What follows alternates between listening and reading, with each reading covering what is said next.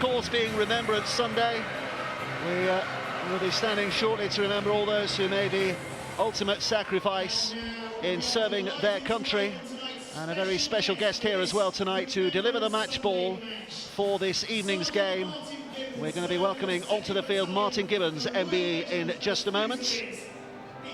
He served with the 2nd Battalion, the Royal Regiment of Fusiliers, an infantry battalion in the British Army, where he reached the rank of sergeant. He was deployed to remote compounds in both Nowzad and Sangin areas of Afghanistan, and during his 2nd deployment he was seriously wounded by enemy fire and has since then undergone significant surgery to his legs. And it's for his exceptional professionalism, sustained courage and inspirational leadership that Sergeant Gibbons was awarded the MBE. And it's a cliche to say this, but on a sporting occasion, when we talk about how important and how vital things are on the sporting field, his story rather puts things into context.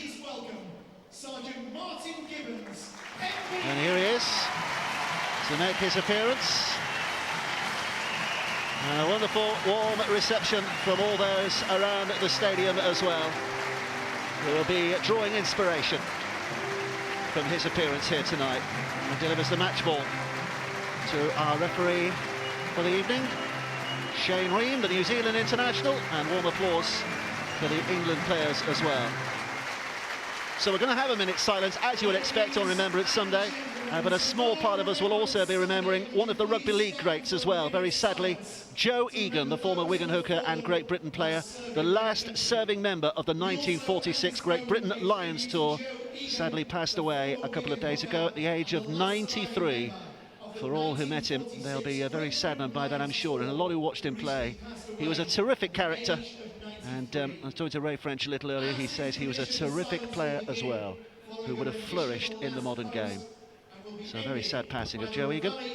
Performed tonight by RAF Cadet Flight Sergeant Rhys Layton of 1224 Wharfdale Squadron.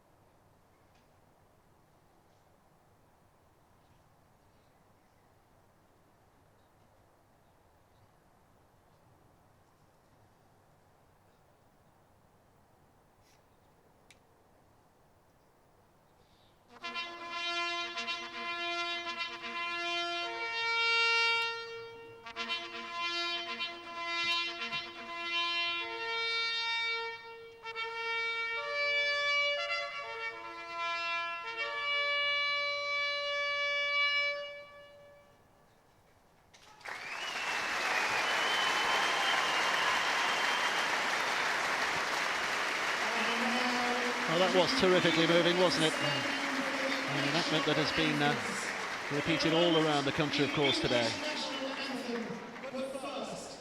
Take to our feet now for the two national anthems.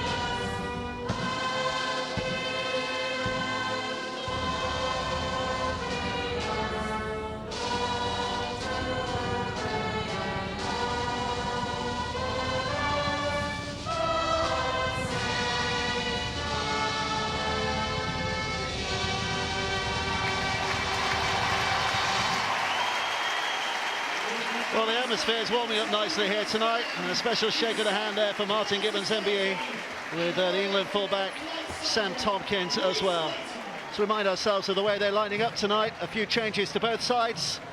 The England backs, Josh Charnley, 4 tries on his England debut against Wales a fortnight ago, comes in for Tom Briscoe. Rangi Chase starts in the halves for the first time this autumn, with Richie Myler left out. As far as the forwards are concerned, Sean O'Loughlin coming back into the pack at loose forward after injury. Gareth Hawke, perhaps a little surprisingly, drops to the bench to make way. The French have been rather forced into several changes. Cyril Stakul and Damien Kodas both missing, so Carcassonne's Teddy Sadoui comes in and Kevin Laroyer reverts to the 3/4. And in the pack, we saw him in the build-up, Jamal Fakir gets his first autumnal outing in the front row. Seb Regan, who's also returning. Greg Muniz will be missed. And on the benches, no real surprises for England.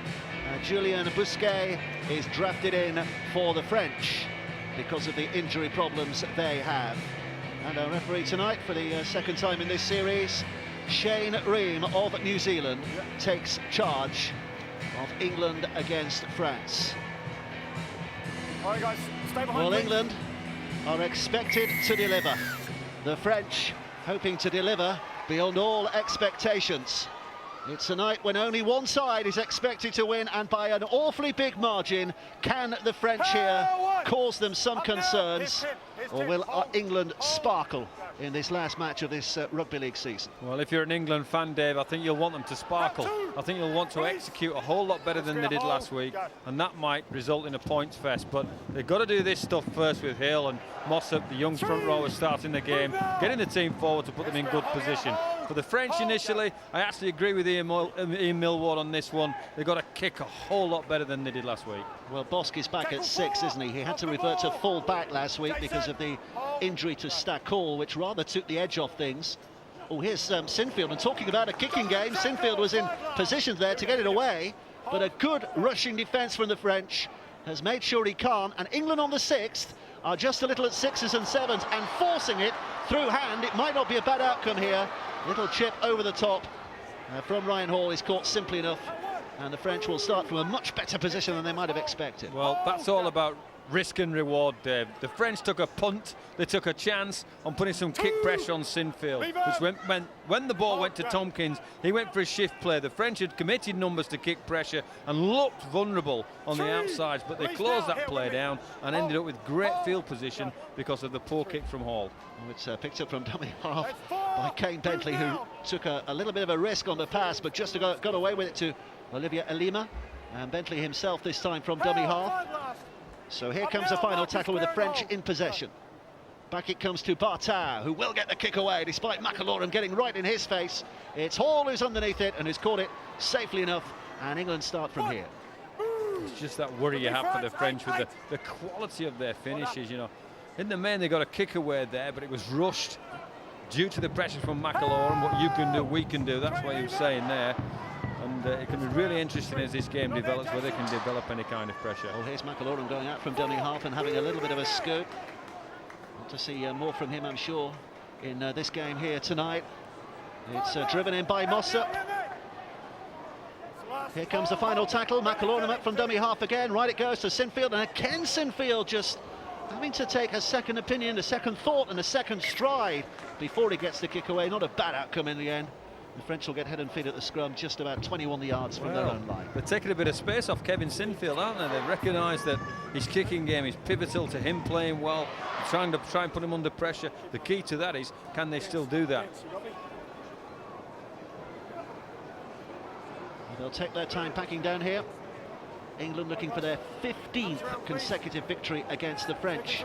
By the way, historically, everything's on England's side, as well as everything that's gone ahead in this tournament as well. You have to go back to Headingley in 1981. The last time France beat England 5-1. Do you remember that game, Brian? No, you'd have still been playing those days, wouldn't you? I was playing. Did you play in that game? No, I was injured. I'm probably not selected as well, but I was injured, and I remember going to the game and watching it. Not too much to shake your tambourine about that night, was there? Oh, the drop goal was fabulous. Here at dummy half is Bentley, Kane Bentley. Off he goes, and a big hit from O'Loughlin. That's the kind of toughness down the middle that he offers, both in England and Wigan shirts. Sean O'Loughlin. And the French having to try and kick away. Here's Charnley. Well, I mean, the quality of the England defence there again was all to see, and again they're starting their offensive set on the 45-metre line. French only made 10 metres, that last set of 6. Well, they're struggling at the moment, aren't they? Here comes Hill. Good, strong run by him. I mentioned it last week, but he'd have been on a holiday with his Leeds teammates last year, having finished a championship season. And here he is this season, playing for England, having been involved in grand finals and all kinds of things. Steve McNamara, the England coach, looking on as England try to make the most of this position here. Jamie Jones-Buchanan. 2 tackles to go in this set. McIlaurin stands and waits at dummy half again. Dummy's on the inside. It's Chase who's run around into a little bit of a cul-de-sac, and he's tackled easily enough by Teddy Sadoui. Final tackle again. Sinfield with the kick, high and spiralling. Who's underneath that one? Well, safely, it's Matthias Parler. Looks like a little bit of a juggle, but he has dropped it backwards. Early in the game, you can see the vigour from the English defenders, even in the outside backs. You know, Cudjoe there, and really, really physical with their opposite numbers. Good glove load by Sabeiras to keep it alive, and Leroyer has taken it on a step or two. So here comes Bentley again, looking to pound their way down the middle. There was a high arm there from Lee Mossop. So it's given the penalty France's way. It was a penalty. He knows it and lets the pressure off the French team here, and you can quite clearly see he clips him on the chin, and then just for good luck he headbutts Chris Hill as well. He's popular all round, isn't he? Lee Mossop after that little bit of intervention. Thanks, Rob. With me, guys. With me. They get the tap restart here. Yeah, you're good. And a chance for them maybe to push their way back inside this English half. Remy Castle. And there was again an arm swung in. Stripped out. So it's another penalty, back-to-back penalties. And very often in the modern game we see sides prosper when they find themselves in that kind of a setup. So what can the French do from here? Field position handed to them. Hold me on, Tim, thanks. Elima with the initial drive. Up now, So Marcus. 5 more Here it is, tackles to here it is. go Hold, from here. hold, Bentley go. at dummy half. Back to the middle, they bring it again. It's Jamal Fakir, who's a powerful, explosive unit in the middle. He brings a lot to the French team. A little bit of biff and barging in around the middle will enable them to establish themselves on the front foot. It's how long he can last. And, you know, I've not finished the season with the Catalan. His fitness levels will be tested. Here comes Bentley again, skipping it to the left-hand side, and Bosk. And quick hands again. Subeiras to the left-hand side. It's rather spilled and spoilt by Matthias Parler. And England get away with it. They get the head and feet at the scrum here. Yeah, Rob, you've dropped out again, mate. Well, that was all about execution and the quality of the England defence on the fringe and on the edge. They put Bosk under pressure, and that puts Subeiras into too much pressure to try and make the pass play to the winger. Just behind the fence. All right, guys, heads in, please, France. Seconds. Arms 40 around seconds. years Yep, since the last good, thanks, international Kevin. in Salford as well. I think just a week before that, Steve McNamara was born. So there's a little bit of joint history for you as well. I'm not sure he'll remember that. Up now. Make the line, make the line. Go. Marcus, all right. Here's Hill. Quite a few players missing from this England squad this autumn, of course. He's one of them, Earl Crabtree, the very obvious figure of Big Earl, out with an injury. Jason, don't go early. And that will be the encouraging point of view, won't it, that England have done reasonably well in this tournament, and there are some key players who've not played so far this autumn. Well, I think there are about 7 or 8, aren't there? You know, if you include the Australian contingent that aren't here, and a few people that have had operations, and when we get to pick that team at the end of this on the forum, you've got to mention the form players, and we don't know who they are at the moment. 12 big months to go, of course, before that World Cup next year, and who knows who is going to play themselves in. I don't think anybody would have predicted Chris Hill, for example, would have been pulling on an England shirt this autumn 12 months ago. So we know there could be somebody who just bursts into view out of the Super League C. McIlaurin. Sinfield helps it on. Here comes Hill. Mossop is just having a bit of treatment behind the play at the moment. He's cleared to carry on. There you see him jogging back into sight. It's O'Loughlin with a drive down the middle, who's put England within 5 metres here, so a decent position. McIlaurin picks it up. Rangi Chase gets it away. Tompkins runs it around. Simple pass out, and Ryan Hall will slide over for his 150th career try. A milestone pass, and he's done it in an England shirt. And it's the first try of the night for England tonight. His 150th in his Leeds, England, Great Britain career.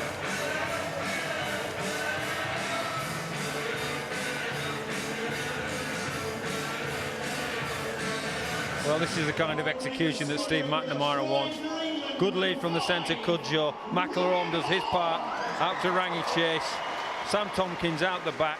Chase plays his part here, knows Thompson's going to be on the button, they create the overlap, and Ryan Hall finishes really well. McIlaurin does the first thing, attracts defenders. Chase with a sublime pass out the back to Tompkins, who finds the opportunity for Hall in the corner. Good finish. Well, we've seen him finish in spectacular fashion over the years. He seems to turn the impossible into the possible. Well, that was one of his simpler touchdowns of those 150, and Kevin Sinfield looking to add the 2 here if he can. He's already landed 17 goals in this tournament so far, and there's number 18 that pushes England out to a 6-0 lead in the opening 10 minutes here at Salford tonight.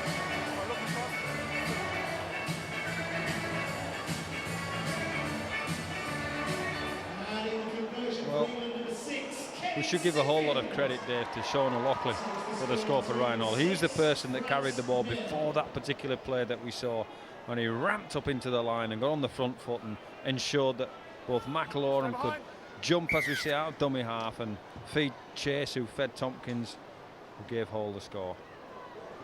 So a question now of the French spirit here. That's 1. Off now, Ollie. Make 10, hold. They need a response, Go, Marcus, good. and as quickly as possible. Here's Cudjoe. Help! Help, 2, let him go. With me. McIlaurin stands and waits. Marcus, all right. A dummy half, here comes Hill. Running Finds that little pocket behind the ruck. Aurélien Cologny, the French coach, the gentleman in the glasses there, who's hoping he'll still be the French coach at the World Cup next year, but the French Federation have yet to decide. They've yet to form themselves. Bit of a reshuffle going on amongst the French Federation at the moment. And once they've sorted themselves out, they'll make the decision as to whether Cologny will carry on. No, he's locked in. Sam, don't lock him in. Here's the final tackle of this set. Sinfield gets the kick away. High and spiraling, it's going to land in no man's land. There was a danger of that, but Barthel, I think it was, who just put his name on it at the last minute to make sure it was safe. Yeah, he was all over the place, and I think a few of the French players were looking at each other who's going to feel that, and Barthel coming back probably didn't expect to, but in the end you have to say it was a pretty decent catch from him, wasn't it?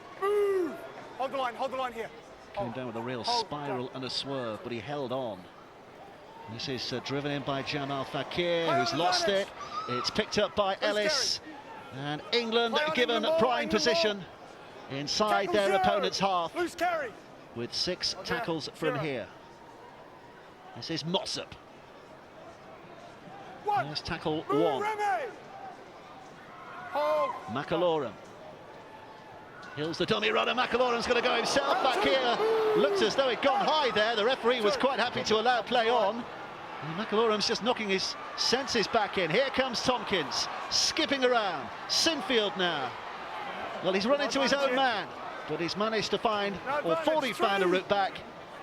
France hanging on. McAlorum again. Here's O'Loughlin. They have the numbers. It's gone behind. It's picked up by Hall. And Hall immediately is wrapped up by Vincent Dupont and William Barthel.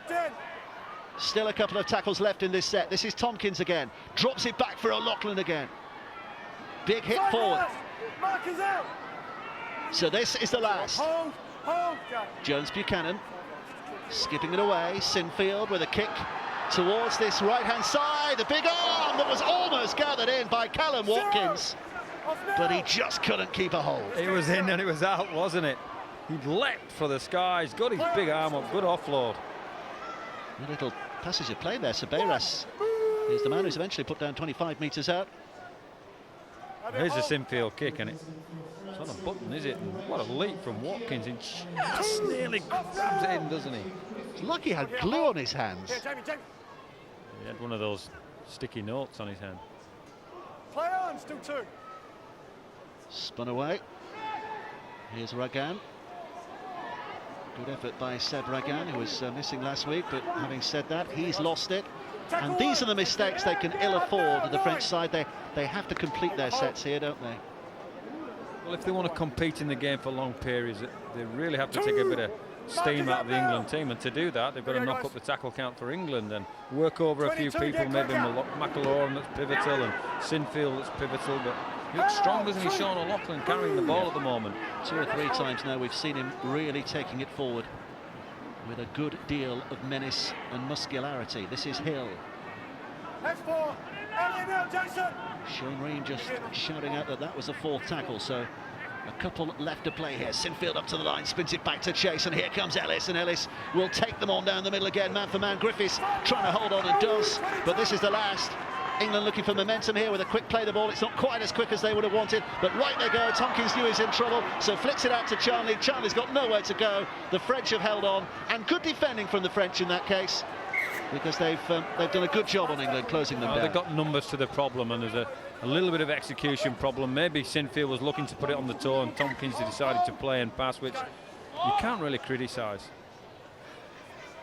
And how good can they bring it out? That was Kevin Leroy, the 22-year-old from Catalan.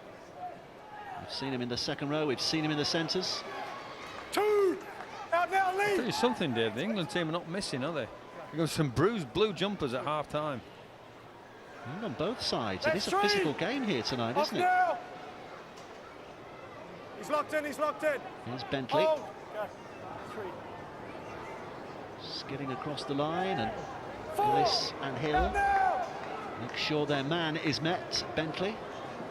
Barthel, I think he might just have been inside the 40 when he let go with that, and a juggle from Ryan Hall. Just about keeps hold, and Tompkins testing out the resolve on this right-hand side. He was matched strike by Laroye, but only after that piece of juggling. 2. Off now, 9. Hall again, anxious to get involved down the middle. 3. Move now. Here's McIlroy. Skid forward by him again, and this now is Sinfield, and Sinfield on to Jamie Jones-Buchanan, who is in full flight, might not have been the best man to pick out. He's knocked it forward, but the referee has decided. Yeah, pulled it out. He's decided That's the ruling. that Thomas That's the Bosk ruling. has stripped the ball. Maybe it was another player. Did he have control Maybe of it another here, player, though, Tom. Jamie Well, Jones-Buchanan? it'll be interesting to see.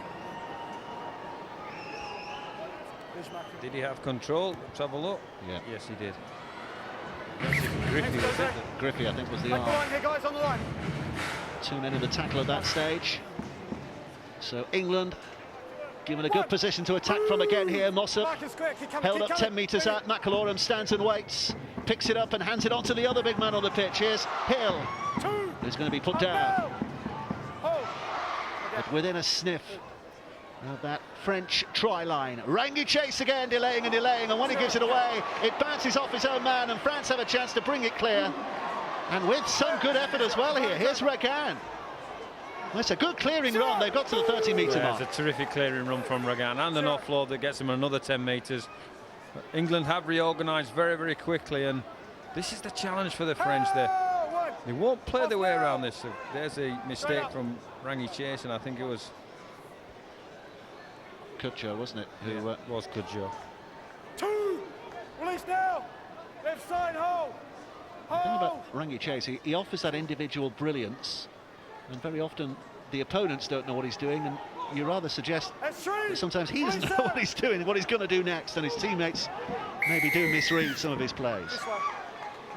They've got another break here with the penalty, the French, for holding on, and Callum Watkins accused there of holding down at the play of the ball, which gives them a little bit more field position, and you have to say it's with the 3 England penalties that's given them any field position, so they need to make the most of this. If they're not going to come up with a score, which they seem to be trying to score on every set, build some pressure, take some juice out of England, try for a kick. Bosk is one of the most accurate kicking players in the game. Well, you just saw there a little indication on your screens of what's coming a little later, 7 o'clock on your red button, the forum, in which Brian Noble and Ian Millwall will be revealing that if they were the England coaches, what their starting 13 would be, all things being equal, for the first World Cup game next year. You didn't make it, Dave.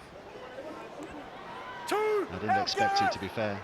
A bit surprised to see Stevie Nash's name down there. Here comes Battieri. Offside, guys, didn't make it back. All the right side. Aye. It's getting fiery. Michael, walk away. Walk away. It's getting a bit lukewarm. I wouldn't call that fiery, Dave. Jason. There you go. Big grin from Sean O'Loughlin, as if to say, lads, what are you getting up to here? Yeah, let's understand. McIlroy round the chest. I think the French player felt he'd been taken high. You don't need to talk to Chest? me like that. Was round the chest, was it? Chest? We got a few Chest? penalties in Where do you wear your concessions, mate. We're not hats? gonna keep On your going like this. chest? All right, leave it out. I don't need blokes running in either, all right? Offside. Thomas, just wait, thanks. Just wait. There you go. Despite the chest high tackle, it is a penalty for thanks, France. Nice to hear you.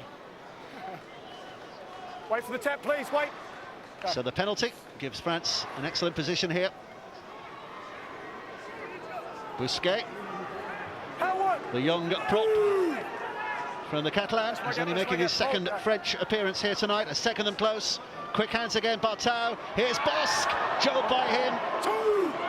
Release now! Marcus clear! And they're losing complete control of possession, just lost the momentum temporarily. Elima trying to work it down that blind side. Back it comes with Bartau. Drive in again by Busquets. Release, Gareth! Here's Bentley. Still tackles in the bag. England desperate to hold out here. Bartau skipping through, almost spinning like a top on his way to the try line. Bentley again. Griffey trying to get the offload. It's a little bit scruffy. 6 again, 6 again! Tackle Another one. 6 tackles. A touch by an England hand. Hold! Bartau. Tackle one. Griffey's winding himself up here to have another driving effort. Put down. Make the line, guys. 10, This is Bentley. 2. Out of there quicker, 10. Dummy by Batieri, Bartau, Suberas. 3. Upended. O'Loughlin just a little bit in danger of lifting his legs up, but decided against it in the end. And the effort again is a big one, both in attack and defence. And the English line just about holds up, but for how much longer? Terrific pressure here from the French. Bartau, Bosque, little kick. It's being chased hard here. Charnley can't take any chances and puts it dead for the dropout. That's the right play from the French. Build some pressure. Make England do 3 and 4 sets if they can. That's the secret to the game for them. Great chase as well from the outside backs, and no other solution than to fix his problem with batting the ball out for 6 more players, and Charnley doesn't take any risk. Sinfield with a drop, and the French spirits are lifted. But can they take advantage from the position they've put themselves in here? Off the ball. First hit up by Griffey. Here comes Bousquet. 2. Move 10. Bentley stands and waits. Left it goes again. Bosque with the ball out wide. Taken on by Parler. Charlie's done well. The ball's not gone out of play, has it? Well, the referee's got a decision to make here. I think the touch judge lifted his flag. Here's the play again. Nice play from Bosque, goes at the line. And did he get rid of the ball before he hit the sideline or the ground? I think he did. Well, he's However, they don't get the call. England get the head and feed. Robert Hicks is the touch judge down there.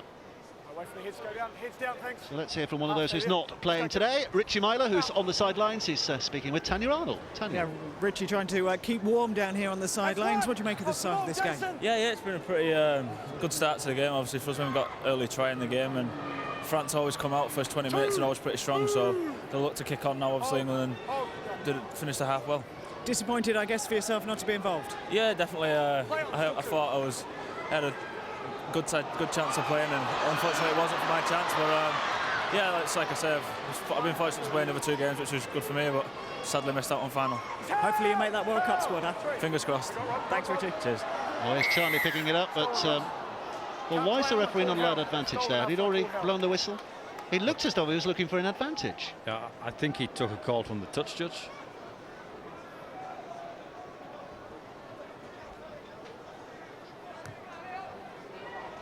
They had a lot of ball at England's end there. We see it dragging him to his.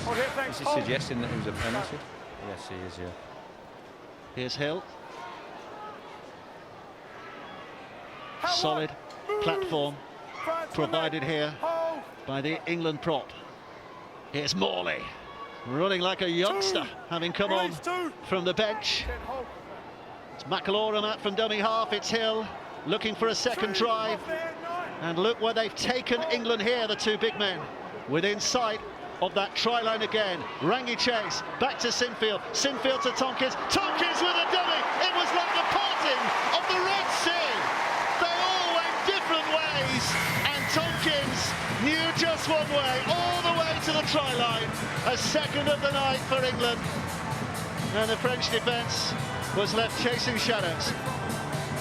Well, they just have a little bit of field position in England so they can unleash the X-factor that is Sam Tompkins, but he has to have the complementary act of Rangi Chase and Kevin Sinfield, and we see that here.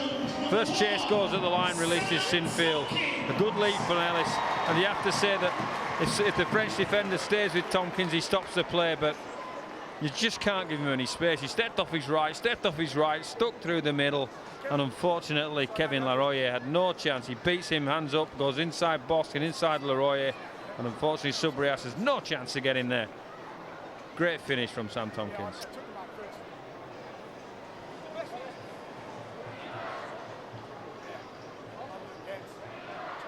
Anyone wondering, by the way, who's not aware of it, the little symbol that Sam Tompkins was shown there, the Joining Jack campaign, which really has been a fantastic success this year, hasn't it? Young lad Jack Johnson, who's suffering with Duchenne's muscular dystrophy, and the Wigan club in particular, but rugby league as a whole really has come together to raise an awful lot of money to research a possible cure.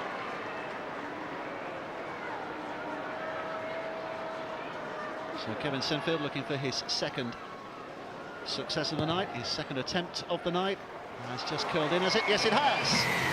So 12 points to 0. England lead. And from their point of view, it's been a test, but it's looking good. Well, it's field position, and Coach McNamara talked about execution, and when you've got this fella in the side, if he's going to see any opportunity, he's going to take it, and you should allow him that facility to do that because he's such a talented player. It's all about threats, and he offers a threat. Rangi Chase offers a threat. Kevin Sinfield offers superb organisation in a kicking game.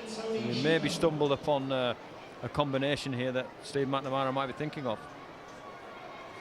That's one. Off now, Ollie. Here it is, guys. Hold. No, mark is good. It's Kutcher. 2. Release now. 10. Hold. It's McAlorum. Morley, Hill. 2 Warrington front rowers in harness. 3. Move. Keep coming, guys. Jason. McAlorum again. 3. This now is Sinfield with a kick downfield that should be an easy one for Suberas, and is. Clement Suberas from Pia, the unfortunately named Pia Donkeys. And he's looking to get it alive here. Well, the referee had called held. Sorry, boys, we're going to have a scrum here, right?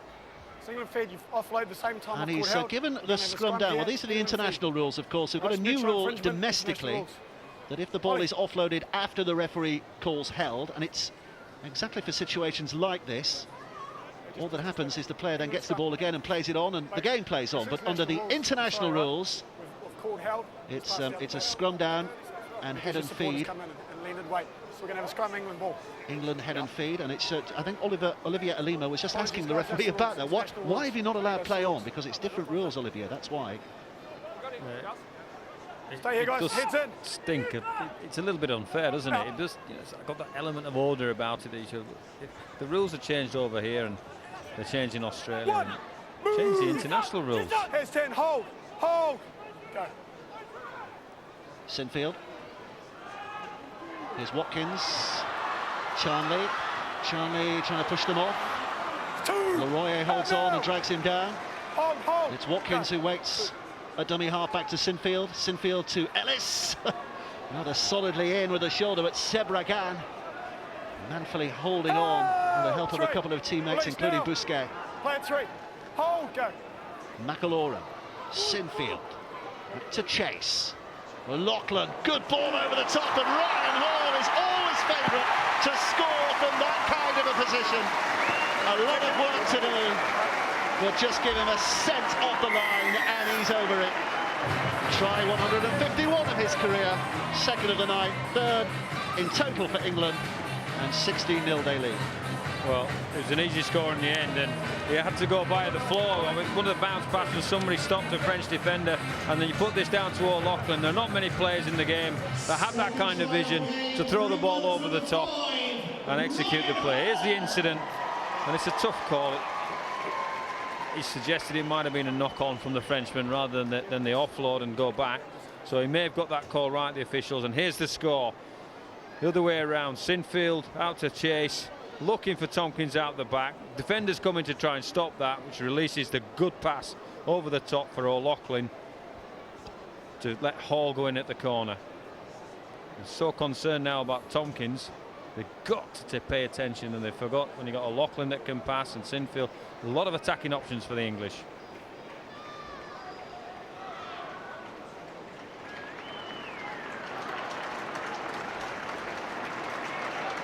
Sinfield showing some of the scars of a few of the battles he's been involved in this year, or maybe hiding some of those scars under that bandage. It's a tough one from the touchline, and he has got it. He has got it. He's on form here tonight. 18 points to 0. England lead 3 out of 3 for Kevin Sinfield. It's his 20th goal of this tournament, and they are delighted with the way it's going for England so far. And here's one of the reasons why. It's a great finish, is Ryan Hall, but this is a triumphant that they've created out the back, and O'Loughlin, because of his skill with the ball and his ability to pass and his vision, can open up those kind of plays. Lost with the restart.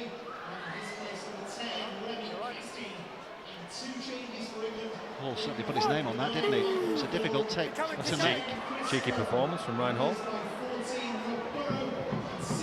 That's 2. Release now. With me, friends. Hold. Hold. Quick and ready. Chase. 3. Move. Gareth Hawk Hold here. is on the field from the bench, starting on the bench tonight. Here's Morley, again with plenty of vibrancy. Off now. Hold. Hold. Burrow, another of those who's arrived from the bench. Jamie Jones-Buchanan. Front left. Off the ball. Hold, Marcus. Hold. Hold. Go. Last tackle, Sinfield under pressure again. He's not had any comfort with his kicking game tonight, has he? But he has got it away reasonably well enough, and a good England chase will turn that into a decent kick. Vincent Duport put down less than 10 metres from his own line. It was a scruffy kick, but with a great result. You know, for England to start a defensive set, you have to say they look very, very strong and physical, don't they? Up now. Hold. It's Bartow up at dummy half. That's 3. Parlour. Now, Gareth. Hold. Go. Gigot, Tony Gigo's on the field as well now, the number 19 for the French. Movement. Just saw him operating from dummy half. Here Here he is again. Go. 4. It's a big hit.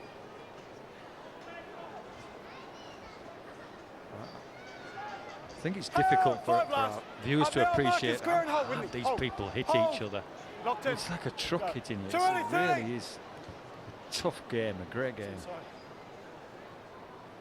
It's a kick that just dribbles out of play before the 20-metre mark. You can see England's territorial advantage there, 64% to France's 36. Dominating possession as well, 60 to 40. And they dominate the scoreline, most crucially of all. Well, I think what will please Steve McNamara the most is I think they've been in the opposition 20-metre area about 5 times and they've executed 3 times, which is the pleasing aspect for Steve. It's one of the improvement areas that he wanted for the game. Jimmy Lowe's alongside him, assistant coach at Leeds as well. He was one of your players, wasn't he, at Bradford? Heads down. It was. Hang on, guys. Got to do better than that. Second row. You get your head in. Heads in. Heads in, please. Let's go. Chase with a feed. Here's Charnley. That's 1. Off the ball, 19. Hold here. Hold. Hold. Burrow. The pick up and a scamper by him. Chase is there, just hopping away, and O'Loughlin pops one over the top. It's looking good again for England here. Hawk left to Cudjoe. Cudjoe's got Hall on his left-hand side. He tried to take on Subeiras, and the fullback doing just enough, but only 2 tackles gone. So a lot of scope for England to work with again here, and a lot of menace provided down the middle again. Off now. Put me here. Hold. Hold. Here's Burrow. Sinfield inside for Jamie Jones-Buchanan. Release the ball. 2 tackles to go. England working up the momentum. Burrow with a dummy, delays the pass, gets it away, and then it's thrown away. Gareth Hawk bowling it on the inside, trying to keep it alive. It's French hands, not English. Well, he got a call obviously in French and couldn't decipher the French because there were 2 white jerseys there. Had been perhaps pushed a little bit harder. We know that Gareth Hawk can offload, and good approach play from England though, wasn't it? O'Loughlin and Burrow probing and finding the right pass, and then Hawk with a tough carry, and then just not quite finding the discipline of mind to find the right white shirt for the offload. Flying in with a shoulder was Adrian Morley, leading the tackle charge on that occasion. Ellis alongside him. It was a marginal ball, which was just about kept hold of by Seb Ragan. Hold. 5 last. Marcus square and hold. Hold here, Adrian. Hold. Hold, go. Bosk to get the kick away. It's not the best. It's not the best, although the bounce might turn it into something else. It does, into the hands of Bartow, who kicks it away, and now the chase is on, and it's Bosk who's leading it from the French point of view. Plenty of English players back there, including Charnley, who drops on it. Well, they got a result out of a non-result. The ball just went straight up in the air. England thought, we'll let this bounce. Always the danger, the shape of the ball, that shape. And Bartow following through, fly hats it, and Bosk follows his own kick up, the original kick. And this is a result for the French. He's thrown somebody out the sideline. Well, the referee crying held here, and Kevin Leroy carrying on after that to make sure that Tompkins went out of play, so the penalty goes England's way. That's why you got the penalty. Jamie. just about there, the referee Goal saying held. I think it's It's Rob. Parler, or is it? Lines up. Parler decides, get Hold it, out, hold. don't like you. Push Go. and shove game, so it is a penalty. Jamie Jones Buchanan. It's 10. Go. Morley. Banging it forward again, Olivier Alime. Trying to get in his way and managing that. Burrow. One step, really. Chase. It's Cudjoe. Doing a bit of damage down that left channel. Release the leg. Straight up. This is Hawk. Chase. Morley. Jones Buchanan. Tries to push it forward. A little lateral for a moment there for Bingham's point of view. Morley's lost it. And he's got it again. He's got it again. I don't know how he managed that. And suspiciously, there's a Frenchman left angel on the floor as well. Here comes Watkins. Knows Agat was getting a little short. Oh, look at the hands on that! Twice! Two spectacular passes. The first to keep the ball in play, the second to keep it alive. And his handling from England is magnificent. As now they search that left-hand side. Here comes Hawk. Oh, and it comes off the fingertips of O'Loughlin. And the French pick it up, 0 tackle. And they're trying something similar here. It's like the Harlem Globetrotters. The Harlem England. Offload to offload to offload, and Sean O'Loughlin got a biff on his cheek for his troubles. Watkins getting involved. Tackle one. Look at this. Oh, yeah. Hold. First of all, keeping it in play. He's no choice. He's going for the sidelines. Ellis does the clever flick flack. Rangier says, right, I'll get it in one hand and keep you off, and then I'll do a selective offload, and Kevin will promote it, and then Tompkins, and then there was Hawk, and there was O'Loughlin, and it's great, isn't it? High shot, mate. Is that contact with the hip? Penalty. Thank you. The Hawks getting involved from the touchline, but the referee sends him off High tackle. because Thanks, Rob. he's seen what he needs to see. High tackle against the French. Well, it's a really simple thing to say. They're saying on Castor here, is he a flop? What's he Flop. saying? That's not high, is it? It's just a flop. It's just a flop. Mate, you're going to have to change that shirt. You have to say the only way the French have got any field position is probably with England's either ill discipline with the ball or He's got to go off, mate. ill discipline with the penalty. Sean O'Loughlin coming off. You can see the reason why. It's self-evident.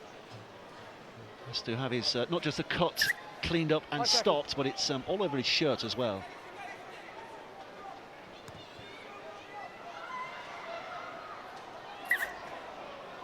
Thanks, Rob.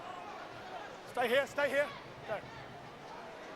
So France with an opportunity here. Jamal Fakir with the initial drive.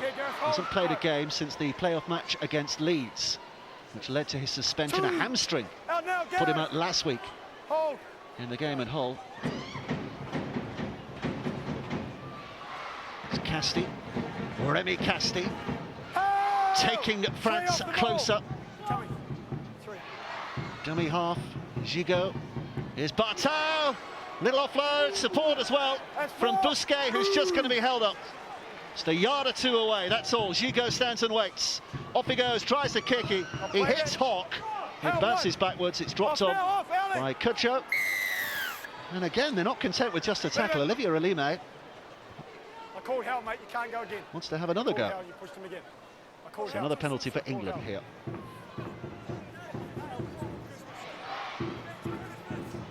Hey, hey, hey, hey. Oi, oi. That's enough. Kevin, I'm not going to take language like that from him, all right? Have a talk to him. Here we go.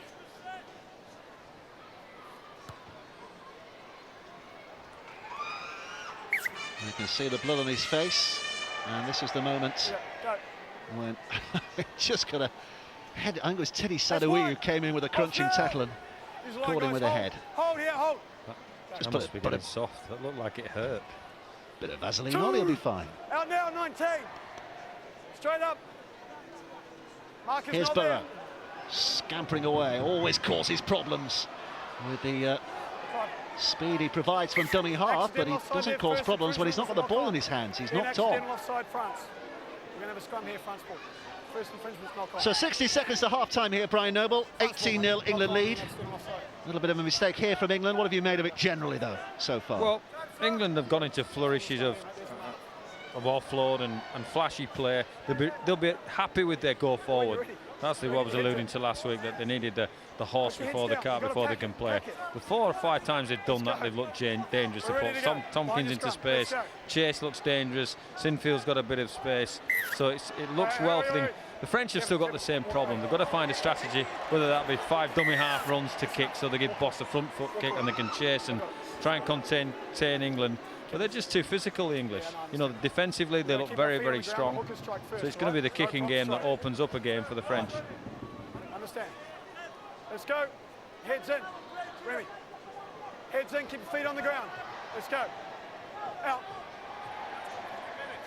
As you go from dummy half, Bartel helps it on. Boss will kick it downfield because Ahuta sounds a last desperate act at the end of this first half. From a French point of view, it's not fallen the way they would have wanted. Charlie picks it up. Just a hint for a moment as though he might have the beating of the first couple of defenders, but he doesn't. His tackle, and England leading here comfortably at half-time. Sam Tompkins with a try in the middle of a couple that puts him in the Hall of Fame. Ryan Hall, 150 and 151 tries in his career. 2 of those achieved here tonight. And England lead France 18 points to 0 at half-time.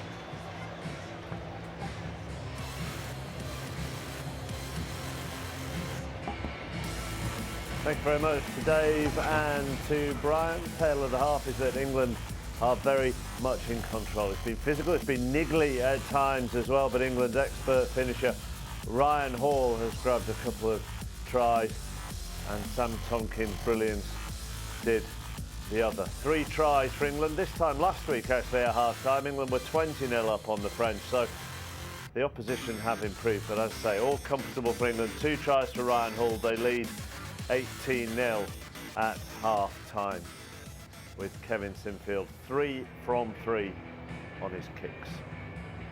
Let's get the thoughts before we talk to Iestyn and Ian in the studio of Robbie Hunter-Paul down there with Tanya.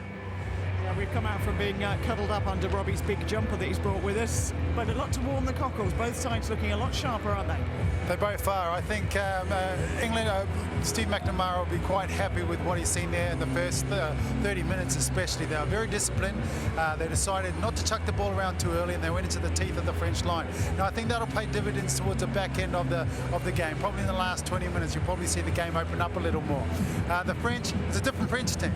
I think they've come out a lot more confident. I think they went into the game last week quite tentative, thinking, oh, you know, these big name players, a lot of Australian NRL players in this team as well. But actually they've come out a lot more confident. So I think they're trying to quite a few new things as well. And what do you think of the introduction of Ranky Chase? Has he changed the way that England are playing? Yeah, with Rangy, what he's got that X factor. So providing the French have basically they've stayed off him a little bit, and which has allowed him to put a couple of nice players on which laid on tries. But a couple of times he's overplayed himself. But I think the combination is starting to work quite well. What do you want to see from both sides in the second half? With the French, probably just be a little more aggressive with the ball. Take the England line on a little bit more. With the England team, probably stay with what they've already got. Go into the teeth of the French line, set that platform, and then look to move the ball wide. Chappers, I'm going to defend my mate here. He's trimmed the tash since last week. He trimmed it.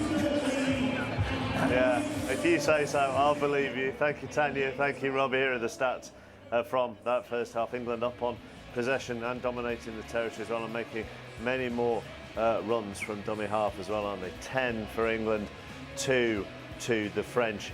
Yes, and Harris, do you agree with Robbie in that it is a slightly different French side, that maybe they have got nothing to lose tonight, they're being a bit more free? I think they've been exceptionally good. They've worked for each other the first half and kept that game to 18-0.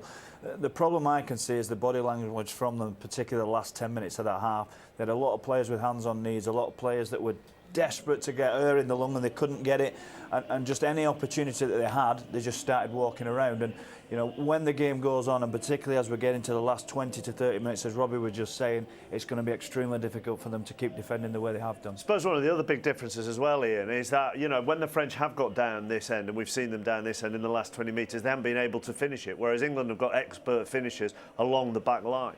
Yeah, if you look at the sets they've only had 2 less sets than the England team. So that's what they do with the ball. And you know, we've highlighted a couple of times here. We feel that they've got to probably change the way they attack. They play the ball slow, which gets the England's defence their movement forward quite quickly.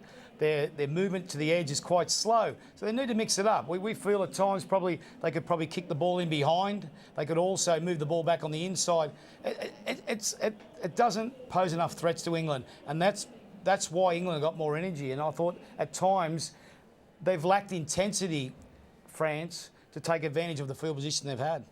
He's made several notes there by the look of it, Steve McNamara. We might try and guess with Iestyn and Ian in a moment what he's saying to those England players. But Ian, take us through the tries. Let's start with Ryan Hall's first one.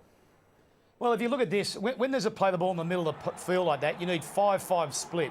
5 players on your right, 5 on your left. Now, that player that reloads back near the post doesn't rejoin the line.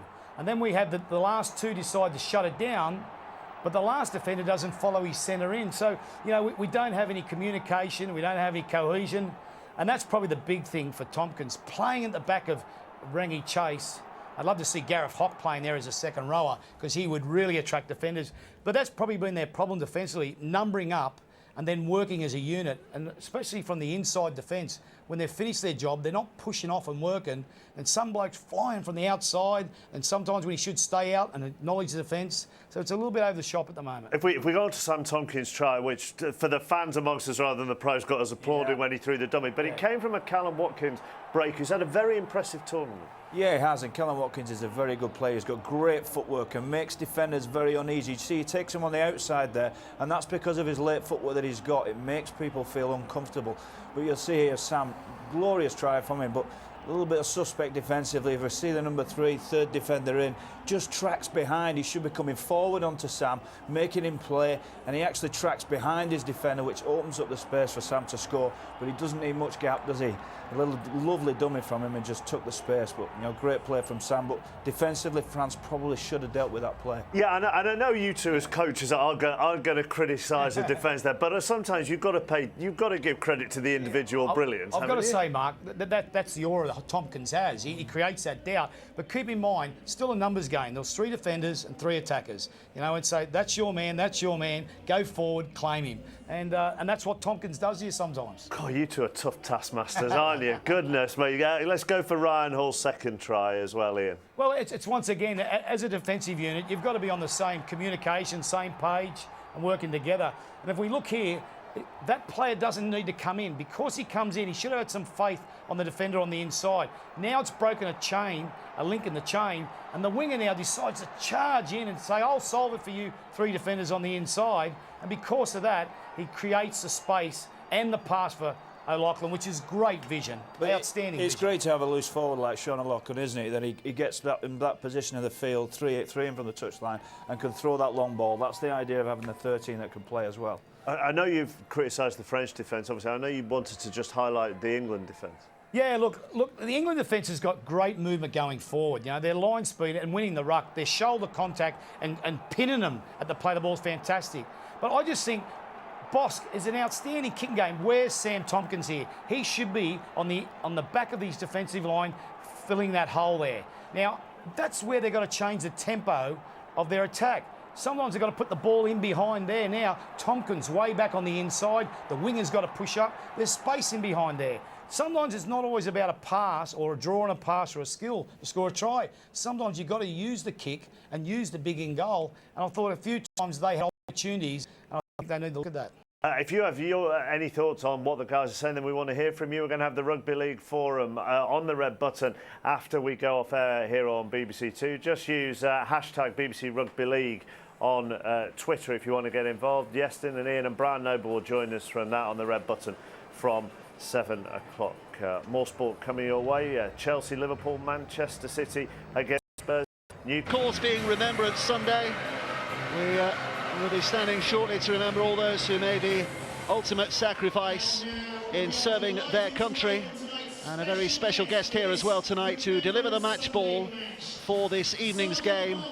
We're going to be welcoming onto the field Martin Gibbons, MBE, in just a moment. He served with the 2nd Battalion, the Royal Regiment of Fusiliers, an infantry battalion in the British Army, where he reached the rank of sergeant. He was deployed to remote compounds in both... World Tour Finals is tomorrow night. You can see that on BBC Three. Novak Djokovic already through. He'll play Andy Murray or Roger Federer, which is this evening's semi-final. And then switching codes from League to Union in the Autumn International, Scotland against South Africa is next Saturday afternoon on BBC One and BBC One HD from 2 o'clock. And on BBC Two from 5 o'clock next week, it's Ireland against Fiji. Let's return, shall we, to outside in the cold. Tanya, who have you got with you? Yes, I've got Jamie Peacock. They've just had the World Cup trophy out here. You've been down in London banging the drum for the competition. What's been the reaction? Yeah, it's been positive down there. I think everyone's still positive down in London from the Olympics, and hopefully we can get off the back of that. And what have you made of England through this tournament and what you've seen of them? Yeah, they've done what they've had to do. They've done that tonight. I think they've played as well as they can. Once they've got into France's 20, they've executed well, and I think they defended the line well. They're playing as well as the opposition in front of them. And are you seeing them improve through the competition as you'd like to see them ahead of the World Cup? Yeah, they will improve. I think they'll improve just from being in camp together for 6 weeks. You know, it's a long time since the Grand Final, and they've been together since then. So breaks down some barriers and makes things easier for the World Cup next year. You can get off to a better start, which is hopefully what we'll do. And how have you found watching it, sticking your feet up and being a spectator? Yeah, it's been interesting. It's been a bit of a transition. I think the hardest part was not being at the front singing the national anthem, singing it up there with my mum and dad and my wife. But yeah, it's just good to be watching now, and I'm glad to be part of the World Cup going forward. And you've got a 10k to run in Leeds, haven't you, next week? We're in the same team doing this. What's your time going to be? Man, I get round in front in time for you. I think you're polite saying we're going to run a 10k. I'll get through a 10k next Sunday, but it's all for a good cause. I'm sure I'll have a good time as long as we beat Barry McDermott in it. Is that what we're trying to do? Absolutely. We're just getting warmed up by the Flames down here. It's actually the warmest we've been all evening. Back to you, Shepherds. God, he's meant to be a big, tough rugby league player. He looks scared then, a little bit of flames coming out. Not that I'd say that to his face, obviously I'm miles away. Jamie and Tanya, thank you. More thoughts from Iestyn and Ian at the end of the second half. And don't forget, you can get involved on Twitter as well. Hashtag BBC Rugby League, and join us on the red button for the forum after 7 o'clock. 18-0 England are up at half-time. Let's rejoin Dave Woods and Brian Noble. Well, he might have retired from the International Rugby League, but it's good to see he's still got the sidestep, isn't it, Jamie Peacock? I thought he was going to lose the eyebrows there for a moment. He's clearly worried about the 10k run, isn't he? That's more fearful than anything he's ever done in rugby league. Are you hobbling in that as well, actually? Oh, no. I'll bring the buttons down if you want.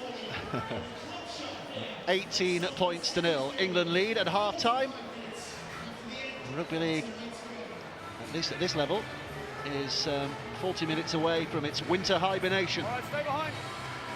Lock up the locker rooms at the end of this game until it all starts again next February, and the countdown really begins in earnest for that World Cup next year, of course. William Bartow just looks as though he might have had a course being Remembrance Sunday. We will be standing shortly to remember all those who made the ultimate sacrifice in serving their country. And a very special guest here as well tonight to deliver the match ball for this evening's game. We're going to be welcoming onto the field Martin Gibbons, MBE, in just a moment.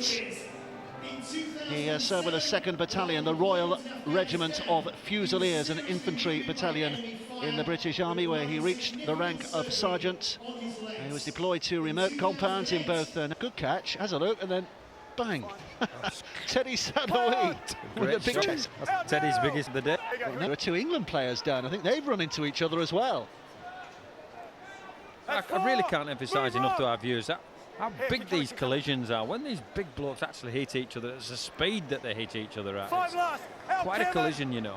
Marcus square and hold. I know Dr. Chris Brooks, so I don't think he's involved with England these days, is he? But still very much involved with Wigan. Oh, he is, because he was at the game the other week. But he works in A&E, doesn't he, at Salford's Hope Hospital, and he says some of the injuries he sees from a rugby league field are similar to what he has to deal with in an A&E on a Friday, Saturday night as well, you know. Of course, being Remembrance Sunday, we will be standing shortly to remember all those who made the ultimate sacrifice in serving their country. And a very special guest here as well tonight to deliver the match ball for this evening's game. We're going to be welcoming onto the field Martin Gibbons, MBE, in just a moment. He served with the 2nd Battalion, the Royal Regiment of Fusiliers, an infantry battalion in the British Army, where he reached the rank of sergeant. He was deployed to remote compounds in both Nelson White. He was trying to pinch the ball after the tackle. Well, now, while that's been going on, there's an England player still down injured. It's Adrian Morley, isn't it? He's been down for a few minutes now. He collided, I think, with one of his own players earlier in the passage. And these are worrying moments here.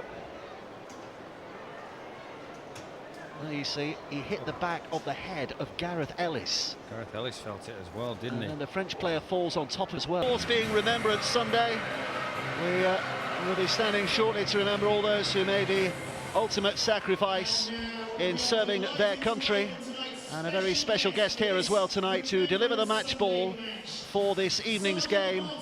We're going to be welcoming onto the field Martin Gibbons, MBE, in just a moment. He served with the 2nd Battalion, the Royal Regiment of Fusiliers, an infantry battalion in the British Army, where he reached the rank of sergeant. He was deployed to remote compounds in both nationals, but that's an excellent sign here. Adrian Morley is sitting up. So while he recovers his poise, let's hear from Tanya Arnold, who's got the half-time interesting news from both coaches. Tanya. Yeah, indeed, Stephen McNamara not entirely happy. He's saying the side's being drawn into a scrappy game, that France are slow around the rocks and that we're falling for it. He said it's making the last plays for England poor. He wants to see more clinical plays and faster play from his side. As for France, pleased with the intent of the side, they said in England. Of course, being Remembrance Sunday, we will be standing shortly to remember all those who made the ultimate sacrifice in serving their country. And a very special guest here as well tonight to deliver the match ball for this evening's game. We're going to be welcoming onto the field Martin Gibbons, MBE, in just a moment. He served with the 2nd Battalion, the Royal Regiment of Fusiliers, an infantry battalion in the British Army, where he reached the rank of sergeant. He was deployed to remote compounds in both... Here's Burrow. Jones Buchanan. Pushing them forward again, and Burrows just marching up to dummy half again here.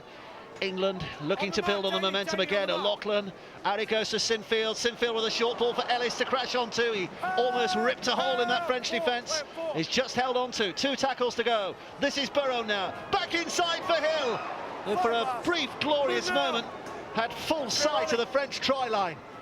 But blue-shirted players got in the way. So Sinfield kicks to the corner. Hall's good at this kind of thing, but he can't quite beat Duport in midair, and it's a dropout underneath the sticks. There's another good finish from Sinfield on quality kick, and the referee's just checking actually who touched this ball and batted it out. Otherwise it's a goal line dropout. Let's have a look. Does Hall touch it? Looks as though Duport got a real big touch on that, didn't it? Yeah, I'm just thinking if Hall fingertips it forward, then in essence it's a knock-on, isn't it? Drop out under the sticks has been taken. Sinfield collects. Here comes Hill.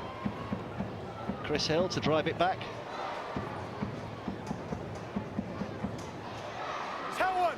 Move, Thomas!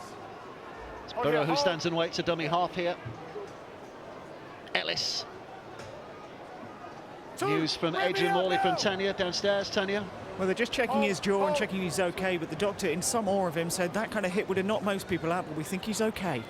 Well, here comes Tompkins. A little high in the challenge again, the French defence, but Tompkins has held on. 15 metres away. Burrow now picks up. This is Jones Buchanan in the centre of it all. Sinfield. Dummies to one, throws it out to Ellis. Ellis with the ball over the top. Charlie with a scuttle towards the try line and gets there. The referee is going to have a word with his touch judge, and he wants a second opinion. Steve Ganson, the video referee, is going to have to make a judgment here. Well, my initial reaction is I think he's okay. I don't think he's looking to see if he put a foot in touch. Charlie's confident he didn't, but he wouldn't know. He was going for the line. So let's see if the French defence has been good enough to... It's a try. It only takes one angle to confirm that Josh Charnley has scored the try. Steve Ganson happy with the evidence he's seen. It is the fourth England try of the night. It's 22 points to nil, and in only his second England appearance, Josh Charnley has now scored 5 England tries. It's quite a return. He's not done himself any harm when it comes round to the World Cup, has he? And here's the finish. Buchanan at the line, Sinfield at the back. Ellis finds the space and makes the right decision on a 3-on-2. The England movement creates a 3-on-2 on the fringe, and he executed really. Of course, being Remembrance Sunday, we will be standing shortly to remember all those who made the ultimate sacrifice in serving their country. And a very special guest here as well tonight to deliver the match ball for this evening's game. We're going to be welcoming onto the field Martin Gibbons, MBE, in just a moment. He served with the 2nd Battalion, the Royal Regiment of Fusiliers, an infantry battalion in the British Army, where he reached the rank of sergeant. He was deployed to remote compounds in both. To say he's nailed it. It's 24, of course, being Remembrance Sunday. We will be standing shortly to remember all those who made the ultimate sacrifice in serving their country. And a very special guest here as well tonight to deliver the match ball for this evening's game. We're going to be welcoming onto the field Martin Gibbons, MBE, in just a moment. He served with the 2nd Battalion, the Royal Regiment of Fusiliers, an infantry battalion in the British Army, where he reached the rank of sergeant. He was deployed to remote compounds in both. So here comes Jones Buchanan to try and return things with interest again. Move! Make the line, hold. Straight up, Jamie. Burrow. Hill. Collecting French defenders as he rolls forward. 2, release now. He's had a good season, hasn't he, Chris Hill? He's had a magnificent season, hasn't he? Sorry, okay. He's had an unbelievable season. Hold me, hold. Chris Hill. See, you're fantastic and raise you with an unbelievable. Back to the middle. He's another man who's doing well at the moment. Hawk driving it in. Burrow now from dummy half. It looks as though he was caught a little high by Tony Gigo. Too far back, number 19, too far back. Too far back. First marker didn't make it. When you're as small as that, you're going to cause problems. It's Casti that's hitting round the melon, not Gigo. I'm not surprised Gigo's feeling a bit aggrieved. It's too far back. And that's what Rob Burrow does to you. You see the picture there of Casti shaking his head as he's running back. He's just so elusive, because if your defence is on the backfield and you're slightly tired, that's the last person you want to see opposite you. And doing what he does on a regular basis, Rob Burrow running from dummy half, really taking on the big men. He knows that 2 or 3 times or 4 or 5 times a game, he's going to get smashed like that, but he keeps doing it, and he keeps doing this. Ryan Hall, hat-trick, 3rd try of the night. But again, it's a second opinion required from Steve Ganson. I think an obstruction earlier. I think this is fine. They're looking for an obstruction, but I think it's a poor read from the French defender. Teddy Sadoui and Leroy decide to go in to try and stop the play. And what we do, here's the setup. Burrow on the front foot. Not a great deal of pressure from the French defence. Finds Chase out the back door. Tompkins is out the back door again. But Chase has the vision to see how the 2 defenders, the right side, it's Bartu and it's Leroy on the fringes there. Good concern with Tompkins again and Lee Hall in the clear. Well, you've got to have good vision and good skill, and Chase finds that skill. That's a good try. Confirmation provided by the video referee.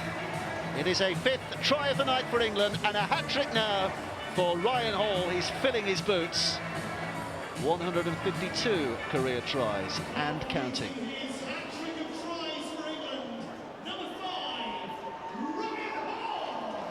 What have you made of Rangi Chase's performance here tonight? I think he's played quite disciplined. I think he's looked good in the structure. He hasn't taken the ball on too much, which is what we can see him do. He's a very dangerous player himself, but I think he's showing tonight that he can play with the structure, he can play with discipline, he can play for the team, and then you throw in his individual prowess, and I think you've got well, he's obviously a really good player, but a really good international player.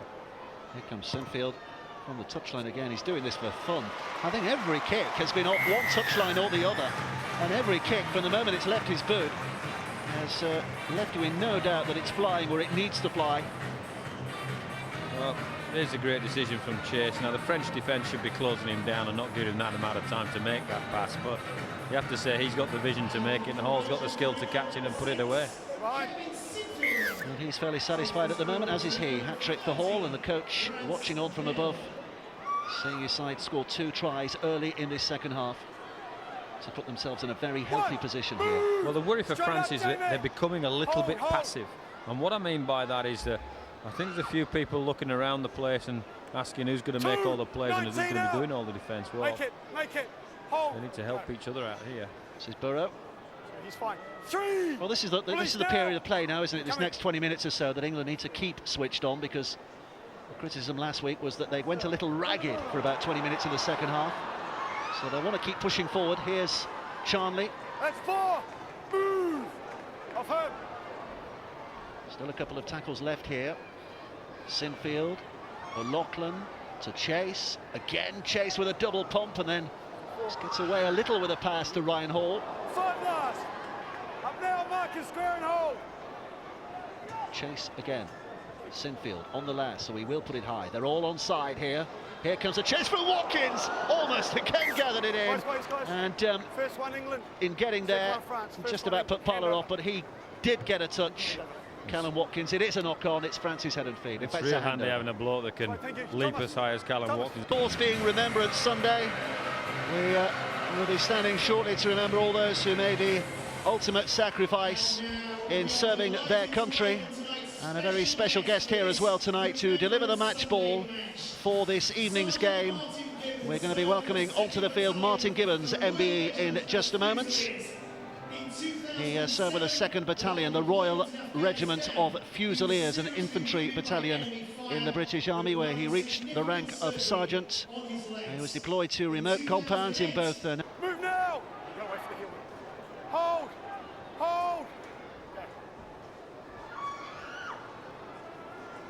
France looking to blast their way out of trouble here if they can. Jamal Fakir, born in Morocco, Jamal Fakir. He did actually represent Morocco much earlier in his career. Help! 3, leave it! 4's all right, he's all right. Having a little dabble. 4! He, through parents, was eligible for Scotland as well, Kane Benton. We saw the Scottish players parading at half-time as well. Andrew Henderson and his teammates, good to see. Oh, thank you very much, Mr. Bartel. Someone's possibly thinking, oh. Bentley with a kick that just takes play deep inside the England half. Never really threatened the 20-metre mark, so it's always going to be England's head and feet here.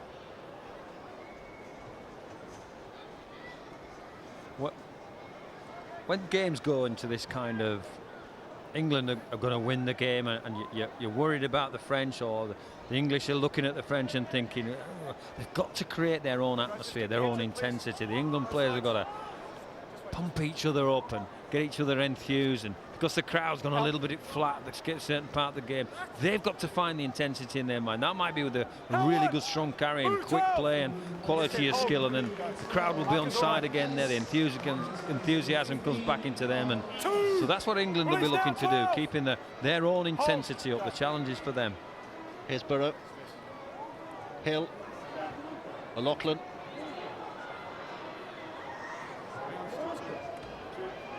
Chase. Oh, he was desperately trying to get it away, and it was high-risk situation with Sadoui all over him. So given away, and the French now with a chance to prosper inside England's half. Of course, being Remembrance Sunday, we will be standing shortly to remember all those who made the ultimate sacrifice in serving their country.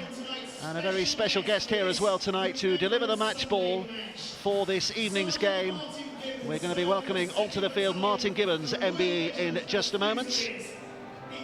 He served with the 2nd Battalion, the Royal Regiment of Fusiliers, an infantry battalion in the British Army, where he reached the rank of sergeant. He was deployed to remote compounds in both... Was Gareth Hock? Really? It's not an Agatha Christie mystery, is it? Just, Ollie, just take him away from me, thanks, mate. Kev, just take him away, thanks, Well, let's hear what the referee has to say here as he tries to sort things out. Jose, I'll just tell you what I got, mate.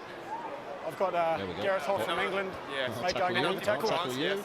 Couple of judo throws going on there. Thank you. Nothing, was it? I mean, to be fair, it wasn't terrible. I think Casti took offence to hop up in pending. Of course, being Remembrance Sunday, we will be standing shortly to remember all those who made the ultimate sacrifice in serving their country. And a very special guest here as well tonight to deliver the match ball for this evening's game. We're going to be welcoming onto the field Martin Gibbons, MBE, in just a moment. He served with the 2nd Battalion, the Royal Regiment of Fusiliers, an infantry battalion in the British Army, where he reached the rank of sergeant. He was deployed to remote compounds in both... you got the penalty, mate. It's penalty, guys. Shane Reed, on the tackle. the Kiwi, saying to Olivia Rima, do you understand what I'm saying? Well, actually, Shane, he speaks English. Of course, being Remembrance Sunday, we will be standing shortly to remember all those who made the ultimate sacrifice in serving their country. And a very special guest here as well tonight to deliver the match ball for this evening's game. We're going to be welcoming onto the field Martin Gibbons, MBE, in just a moment. He served with the 2nd Battalion, the Royal Regiment of Fusiliers, an infantry battalion in the British Army, where he reached the rank of sergeant. He was deployed to remote compounds in both... Battieri, Bosque, under pressure, got the pass away. Here comes Leroyer. And he's going to be put down only 8 yards away. So France sensing something's on. Battieri in, and O'Loughlin meets him like with like. Two really solid individuals coming together. Bartow steps back on the inside. Jones Buchanan just held on long enough for O'Loughlin to get in there to make the telling tackle. Picked up by Bentley, who'll go from dummy half. There was a tunnel of opportunity there, but it closed quickly. England hanging on here. Here comes the last. Picked up by Elima, the unlikely dummy half. Bartow, along it goes. Bosque helps it on. England defenders flooding across. The French were a little pedestrian as they moved it left, and England's defenders were there in numbers. And talking about defenders, there's a man who knows about that trade in another code, Stuart Pearce. France, Remy. He's a big rugby league fan, isn't he, Stuart Pearce? I think he's got quite a good friendship with Steve McNamara built over the last couple of years. Mark is up, Remy. Hold. Tompkins. Smart enough to recognise he may learn something. And vice versa, of course. Well, I think England have spent... Is it St George's Park, isn't it? The new football facility that's been opened this week. And I think the England players, the England Rugby League players, have spent some time there this week doing a bit of training. So... a bit of crocode fertilisation going on. Oh, a different environment, you know, a world-class environment like St George's. A change of scenery really helps you. You know, you've got to keep that innovation in mind as to how you keep the players' minds fresh at the end of a long season. Something different is good. Here's Burrow at dummy half. 26.5 minutes of the season remaining. Chase with a kick. Seems a little discontent, doesn't he? Well, it's for the decisions where you're 30 points. Of course, being Remembrance Sunday, we will be standing shortly to remember all those who made the ultimate sacrifice in serving their country. And a very special guest here as well tonight to deliver the match ball for this evening's game. We're going to be welcoming onto the field Martin Gibbons, MBE, in just a moment. He served with the 2nd Battalion, the Royal Regiment of Fusiliers, an infantry battalion in the British Army, where he reached the rank of sergeant. He was deployed to remote compounds in both... Bartow with a feed for the French. They start again deep inside their own territory, Sadoui. He's out now! He's 10 right side. Jamie early, Jamie. There's no way out just at the moment. It's a vice grip that England are putting on this French defence, and as they try to push their way forward, they've lost possession again. Parler, the man who was guilty on this occasion. And the errors are building up, although you see that England have made more runs so far, 5-4. I'm surprised at that. Well, they've had a fair share of the penalty count of the French. Of course, being Remembrance Sunday, we will be standing shortly to remember all those who made the ultimate sacrifice in serving their country. And a very special guest here as well tonight to deliver the match ball for this evening's game. We're going to be welcoming onto the field Martin Gibbons, MBE, in just a moment. He served with the 2nd Battalion, the Royal Regiment of Fusiliers, an infantry battalion in the British Army, where he reached the rank of sergeant. He was deployed to remote compounds in both... This is taken on by Gareth Hock with the offload. Burrow saw a Frenchman coming right, so decided to go left, and he's turning this into something a little special. Sanoui with a tackle around the collar to put him down, but still tackles to come. Hall from dummy half. Here now comes Cudjoe. Cudjoe will have a push forward, tries to barge his way through. Still the power in his legs, driving him almost over the try lane. Just held up. Gareth Hock's looking round and suddenly realises he's the dummy half. So in he goes, and that's why he doesn't play there very often. Although Rebby Cassidy was offside, dived in. So a penalty here. Of course, being Remembrance Sunday, we will be standing shortly to remember all those who made the ultimate sacrifice in serving their country. And a very special guest here as well tonight to deliver the match ball for this evening's game. We're going to be welcoming onto the field Martin Gibbons, MBE, in just a moment. He served with the 2nd Battalion, the Royal Regiment of Fusiliers, an infantry battalion in the British Army, where he reached the rank of sergeant. He was deployed to remote compounds in both... Of course, being Remembrance Sunday, we will be standing shortly to remember all those who made the ultimate sacrifice in serving their country. And a very special guest here as well tonight to deliver the match ball for this evening's game. We're going to be welcoming onto the field Martin Gibbons, MBE, in just a moment. He served with the 2nd Battalion, the Royal Regiment of Fusiliers, an infantry battalion in the British Army, where he reached the rank of sergeant. He was deployed to remote compounds in both... Well, again, they've preserved the space on the fringes, and it's chase at the line again to Sinfield, and 3-on-2, and Sam Tomkins is opening a little gap, and Watkins and Charnley are the foil. He's got 3 options here, Sam Tomkins. He can run, he can pass to Watkins, or he can pass to Josh Charnley on the fringes, but when he's given that kind of space, you give him every latitude to finish the play. Great strength, great finish, with 3 French defenders hanging on him. A little bit of space, but he pushed into the hole and finished it. Extending that record, which we mentioned last week. He's broke it last week, became the highest scoring English player playing for England. But it's a bit of a... It's not a clear record, is it? Because a lot of years England played as Great Britain. So we go all the way back to Alf Ellaby in the 1930s. Here comes Sinfield. Terrific, absolutely terrific. 6 out of 6. And a smile from his fullback. Happy to see his 4 turned into 6. And 36 points to 0. England lead. Chase again going at the line to his partner in crime, Sinfield, and Sam Tomkins shows and goes against, throws the dummy, and there just aren't enough French defenders there with that kind of space that close to the line. Again, he had 3 options.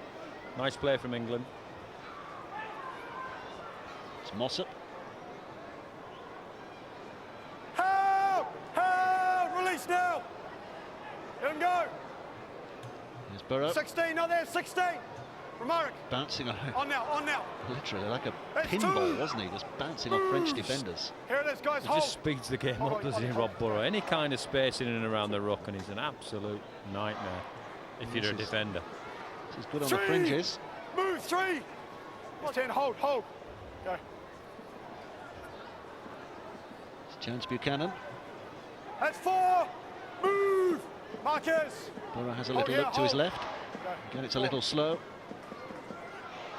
Chase, short pass, trying to promote Gareth Hock through the gap, but the French defence hung on, and Hock has knocked on. And I suppose that's the question mark about Gareth Hock at the highest level. There are a few things happening around him. When he's on, he's on. He's one of the world's best rat rowers, but we get the odd error, you know, through. We've seen a couple of offloads go to ground and not quite find the mark, and But the odd loose carry, and then there's the discipline issues, the perceived discipline issues of everywhere you go. Gareth Hook is a little bit of a push and a shove. So that's the question mark at the highest level. But the other thing I would throw in there is, does he offer you something against the bigger, better teams, New Zealand and Australia? And I think he does. Yep. He's a risk, isn't he? But he's a risk worth taking, that's what you're saying. Risk and reward. Taken on by Ragan, Seb Ragan. I remember him from that wonderful Toulouse Cup run all those years ago. Bemba's on the field. He's a fairly late appearance, isn't he? Romaric Bemba from Carcassonne announced his arrival in the Welsh game. Yeah, he started in the Welsh game like he was here to arrive and working really hard and really impactful, and then... Of course, being Remembrance Sunday, we will be standing shortly to remember all those who made the ultimate sacrifice in serving their country, and a very special guest here as well tonight to deliver the match ball for this evening's game. We're going to be welcoming onto the field Martin Gibbons, MBE, in just a moment. He served with the 2nd Battalion, the Royal Regiment of Fusiliers, an infantry battalion in the British Army, where he reached the rank of sergeant. He was deployed to remote compounds in both... but then, surrounded by England players, trying to keep it alive. And he's going to get a penalty here, offside against England. But what about that for a little bit of a move through the England line? It was a great break, wasn't it? Thomas, wait, just wait. Real will-o'-the-wisp stuff. Let's go. And it's given France this position. Bemba. Romaric Bemba from Carcassonne is held up only a couple of strides away from where he wants to be.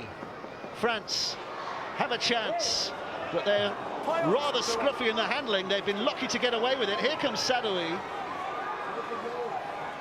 Somehow dragged them back to a decent position. It's hard for our viewers to see, but England are a little bit open with it, with the speed of their defensive line going forward to a good kick player on the ground. Just let the pressure off. But Boss can lift his head, and Sam Tompkins is just a little bit behind the player, maybe 1.5 players behind where the kick might be. So it'd end up being a foot race between the centres maybe and Sam Tompkins. And don't get me wrong, he's probably quicker than most fullbacks who might get there. Tanya Arnold, what are you telling us? I've got Liam Farrell down here watching this alongside me. Are you happy with what you're seeing from your England teammates? Yeah, it's been pretty good so far. We need a few areas to improve on from last week, but we've been looking at our defence, and our defence was pretty good from last week. We want to just clean up some completions, and so far we're doing all right. And what's the mood been like in the camp in the last few weeks? It's been good. There's been a lot of focus on these games. People might have been thinking that there's not as much been going into this as what people are thinking, but we have really tweaked this very well, you know, and we've had a good time in South Africa, and things are going really well. Thanks for your time, then. Cheers. Yeah, they had the pre-tournament training camp, didn't they, in South Africa? And Gareth Hook, who gave that position up with the initial loose carry. I'm not sure if it was him or Sam Tompkins has said something out of place to the referee, so a penalty has been marched another 10 metres downfield, and this is the part of the game, similar to last week, where it's just getting a little scrappy here for England, isn't it? Well, it was just another cameo performance from Gareth there, because what we saw was an error on the offload that frustrated him. Then he was offside of the play of the ball because he was still thinking about the frustration, and then he gave a penalty away, I think, for gobbing off. So that that's the risk you're going to take if you're going to play him in the World Cup. Here's Bartau. Battieri's the man on the inside, who never lacks effort. Jason Battieri. Help! 3. Up now, Leroy. Jamie, Bentley waits patiently.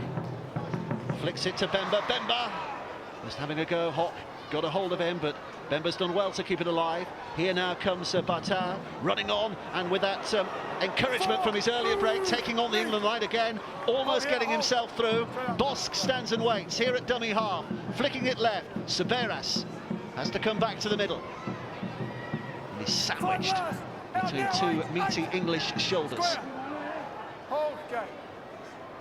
Bosk with a kick, the chase, but it's taken by Rangi Chase, and he might go the distance here. He's beaten the first tackle, he's being chased hard. Rangi Chase looks inside, here's Tompkins. Tompkins runs back at the angle, he's running out of space, so you have a go, Ryan Hall. How about your 4th try of the night?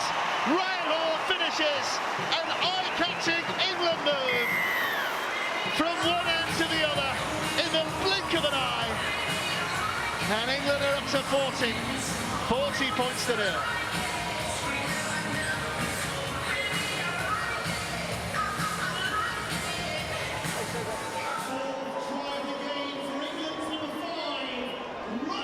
Not a bad effort, that was it. Not a bad effort at all. Here we see from a Thomas Boss kick that goes straight in the hands of Rangier, doing the job he should by cleaning up, and he's gone. Beats Bemba. He won't be proud of the fact that he's beaten Bemba, but he's got Subairas chasing him for his life. Sam Tomkins on his inside. He makes the play to Tomkins. Tomkins is trying to find space because a few French defenders trying to scramble, and he gives Ryan Hall the easiest score he's going to have all night. Nice break from Chase, doing his defensive effort, sweeping behind the line on the kick, finds half a break, gives it to Tomkins, and Hall finishes it really well. Nice score from England, that one. Kevin Sinfield has got his easiest kick of the night here. 6 out of 6 on the touch lines. What's he like when the pressure's really on? Underneath the sticks when his side's winning by 40 points to nil. How good is he here? Pretty good, as it turns out. Of course, being Remembrance Sunday, we will be standing shortly to remember all those who made the ultimate sacrifice in serving their country. And a very special guest here as well tonight to deliver the match ball for this evening's game. We're going to be welcoming onto the field Martin Gibbons, MBE, in just a moment. He served with the 2nd Battalion, the Royal Regiment of Fusiliers, an infantry battalion in the British Army, where he reached the rank of sergeant. He was deployed to remote compounds in both... It could be tough on them, and you could have said that they've done this and they've done it. They've done everything they've been asked. So they've sped the game up in the second half, which has led to a few more opportunities. But you know, you have to say they look physically just better than the French. The French need to kick early in the tackle count. I mean, I've been advocating a kick for them for nearly get a score, because Sam Tomkins is slightly out of position sometimes, but that was straight into the hands of Chase. Here's Mossop. That's one. Out now, Jason. Ramon. Hill. Chance for England to fill their boots here, isn't it? O'Loughlin. 3. Ramon, count. Remy. French resistance broken. English hearts swelling here. Held 4. Up now. Hold with me, hold. Go. Hill. Sinfield. Tomkins. Back on the inside. Burrow, not for the first time tonight. Grabbed that round the head, but ducks away. And Kevin Leroy does well to hold on in the end. Here comes the final tackle. Sinfield again. Just measuring that kick, but not quite measuring it as he would have wanted.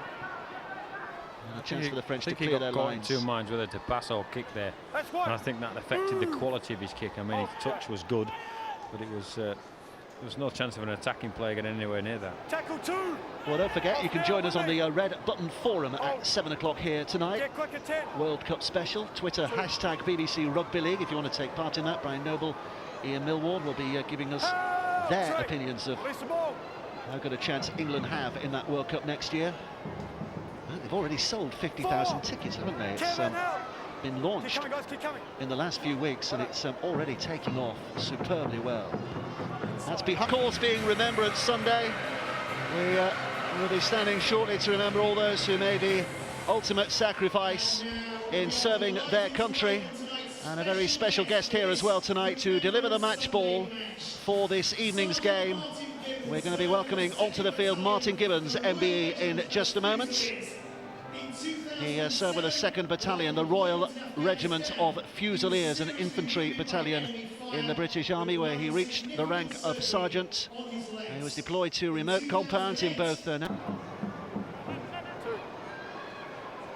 Burrow, Sinfield, Watkins, good hands by him. Charnley putting the skates on, but Leroy going along with him stride by stride, and they very nearly, until they have, dragged him out of play. He's done really well there, the French defender. I think he had a bit of assistance from Bosque and Ragwan, but you have to say he's done pretty well, hasn't he? I think it's Parler, isn't it, on the fringe here? And you see the tackle comparison. 99 England have made, 116 the French have made, so that's what, another three sets that they've had to defend, isn't it? 3 sets extra from England. It's just the relentlessness as well of England. I think they've done the horse thing well tonight. I think they've set themselves up when they've had to. It's been a few errors that they've let the French off the hook. Let's go. Of course, being Remembrance Sunday, we will be standing shortly to remember all those who made the ultimate sacrifice in serving their country. And a very special guest here as well tonight to deliver the match ball for this evening's game. We're going to be welcoming onto the field Martin Gibbons, MBE, in just a moment. He served with the 2nd Battalion, the Royal Regiment of Fusiliers, an infantry battalion in the British Army, where he reached the rank of sergeant. He was deployed to remote compounds in both Tony Gigot. Of course, being Remembrance Sunday, we will be standing shortly to remember all those who made the ultimate sacrifice in serving their country. And a very special guest here as well tonight to deliver the match ball for this evening's game. We're going to be welcoming onto the field Martin Gibbons, MBE, in just a moment. He served with the 2nd Battalion, the Royal Regiment of Fusiliers, an infantry battalion in the British Army, where he reached the rank of sergeant. He was deployed to remote compounds in both moment. That's the 5th. Here comes a final tackle in this set now. Just over 10 minutes of the game remaining, and it's been knocked on. Well, I think that is a reflection of the physicality of the tackle that he was involved in a little earlier here from Gigot. He just drops it cold in the poor lad. Callum Watkins is taking the claim for that. He wasn't anywhere near it. I looked at him when he dropped the ball. Sportsmen these days do love a high five, don't they? If they've just scored a 50 or if they've just made a tackle. Hitton, please. Hitton. Let's go. Stay there, Max. Out. Charnley. That's one. Move now. Bring me. It's McIlaurin who stands and waits here. What have you made of him today as well? Michael McIlaurin. Has he done enough to suggest in the 3 games we've been that he's a chance of sports being Remembrance Sunday? We will be standing shortly to remember all those who made the ultimate sacrifice in serving their country. And a very special guest here as well tonight to deliver the match ball for this evening's game. We're going to be welcoming onto the field Martin Gibbons, MBE, in just a moment. He served with the 2nd Battalion, the Royal Regiment of Fusiliers, an infantry battalion in the British Army, where he reached the rank of sergeant. He was deployed to remote compounds in both Well, the pass play from Chris Hill is superb because he puts Gareth Ellis straight through a hole. He goes through the hole, and Rob Burrows, one of the best support players in the game, but Gareth Ellis just has to look for him. But the money ball for me, I think it was Chris Hill had a superb pass to Gareth Ellis into the centres, and he was on the fly and really finished it well.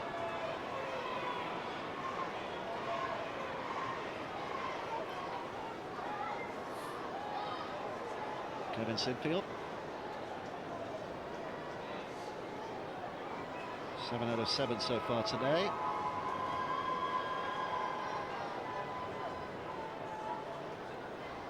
And again, all the routines are gone to here, aren't they, by Kevin Sinfield? No shortcuts taken.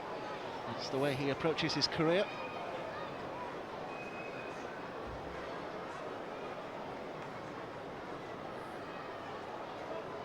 Of course, being Remembrance Sunday, we will be standing shortly to remember all those who made the ultimate sacrifice in serving their country.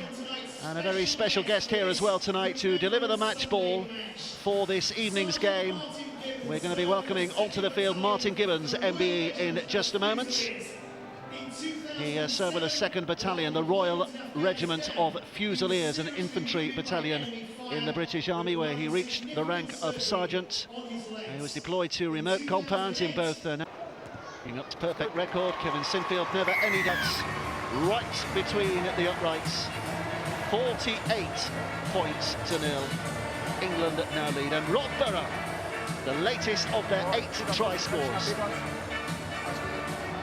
Chris Hill was a superb pass, catch and pass, and that's what he offers. And we said what kind of season he's had, and once Ellis is into a hole, he just needs a supporting cast, and he gets it from Rob Burrow, which is one of the best finishes in the game on the inside. He's always there, even for the Leeds club that he plays for.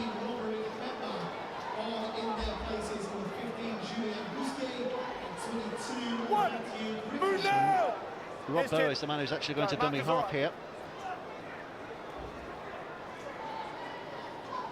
Here's a carry by Ellis, so Michael McIlroy marches up there again. So back to that topic of conversation. Michael McIlroy, has he done enough to suggest he's good enough to displace James Roby?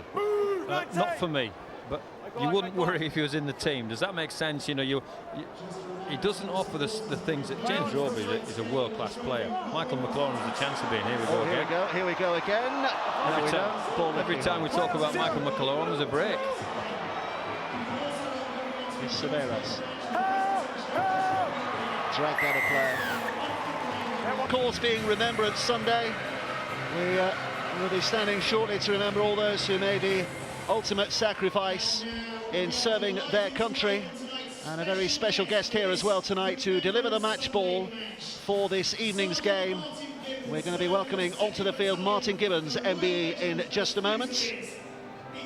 He served with the 2nd Battalion, the Royal Regiment of Fusiliers, an infantry battalion in the British Army, where he reached the rank of sergeant. He was deployed to remote compounds in both... Here's 10.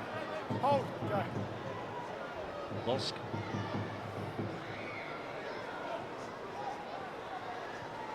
Here's Sadoui. 2. Lock on. Thank you. Lock on. Knocked on. On the 2nd tackle. Just come out here, England ball. And the frustration is pretty clear, isn't it? England get the head and feet here because of this knock-on.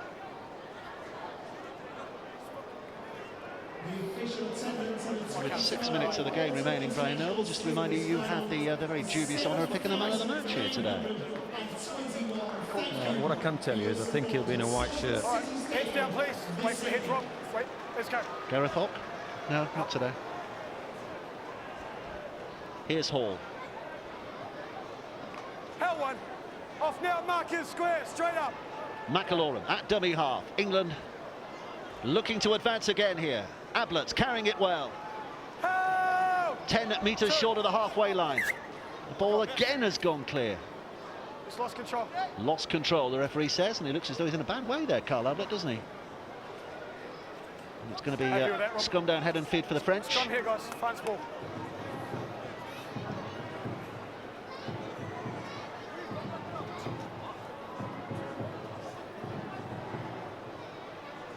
You're right to go on, guys.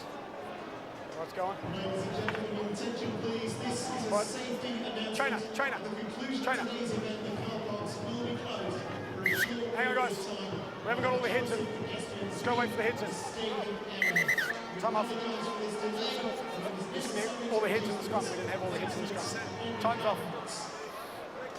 Sam, just head in. Thanks, mate. Right up. Let's go. Out. Shane Ream waves play on. Here comes Bosk. The French looking towards Sadoui. Hell one.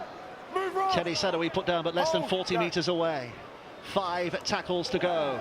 Taken in by Vincent Dupont. The French are desperately hoping to get something on the score sheet before the end of this game. Here's Matthew Griffey.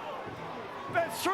Solid enough, but not over-troubling that England defence. And a second push as he tried to get up is an untidy way to give a penalty away. And the French will have another set here. When you're ready. Wait there. Play up. So here comes Griffey. Solidly in once more. Met by stern English shoulders. Ready to stop him in his tracks. Hugo picks it up now. Bartau, little skip by him. He's finding his feet, isn't he? Finding his footwork in this second half at times. He's discovered his running game probably 17 minutes too late. He was a threat, needed to be a threat a little bit earlier. This is Elima. It's lost again. It's picked up by Rob Burrow. And he's going to be dragged down 15 minutes out. So England with a lot of yardage to cover. So Brian Noble's had the thinking cap on. And he's come up with his man of the match. Brian, who's your man of the match today? There's been a few candidates. I think O'Loughlin and Ellis have played well in the back row, and the big blokes have gone okay. And you know, there's been some great touches from Sinfield, Chase, and Tompkins at times. But to score five tries in a Test match is. Advantage yet. 0. Move. To score 5 tries in a Test match is pretty special. 4 tries in a Test match even. They've just chalked one off. But to score 4 tries in a Test match is pretty special for anybody, and a nice moment. And It's probably a reflection of the quality of England's teamwork that Ryan Hall is the man of the match. Well done to Ryan Hall for his 4 tries, just to underline. If he does score a 5th now before full time, I'm going to be very worried that you know the future. But a terrific effort. 4 tries from Ryan Hall. He's the man of the match today.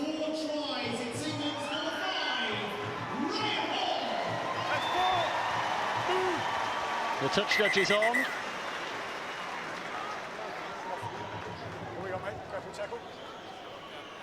So Jose Pereira, who's come on here. Touch judge from this near side. Number, Jose? 10.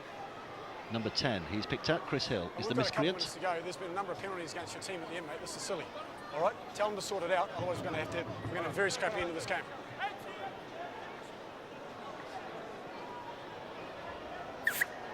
Grapple tackle. When you're ready. When you're ready. Play on.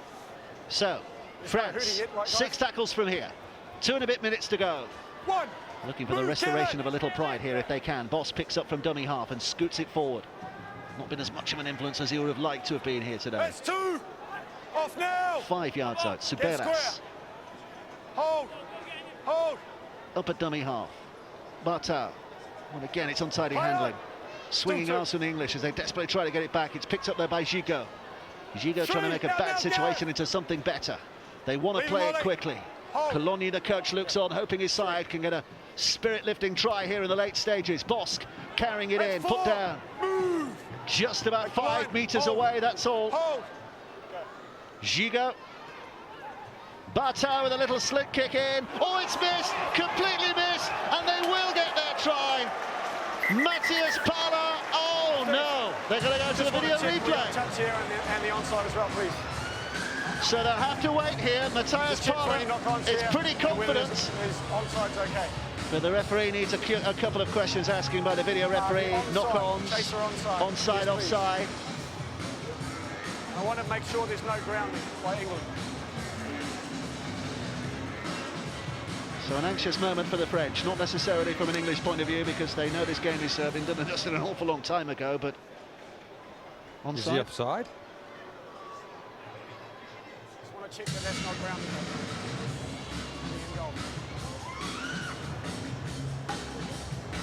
Well, it's whether, I mean, he gets clean bowled as Josh Charnley and knows it as well. Great picture there. It's whether, I think it's rather Ragwan's offside, because sure it's Teddy Sadowee that gets it down, isn't he? It's Parla, isn't it? Is it Parla, is it? Yeah. Here we go. Try is given, confirmed by the video referee. So the French do get their last little moment of consolation. Matthias Parla, his 2nd try in his 7 French tests, has managed to touch it down, and it will be the final act of a game that has been very much a comfortable victory for England.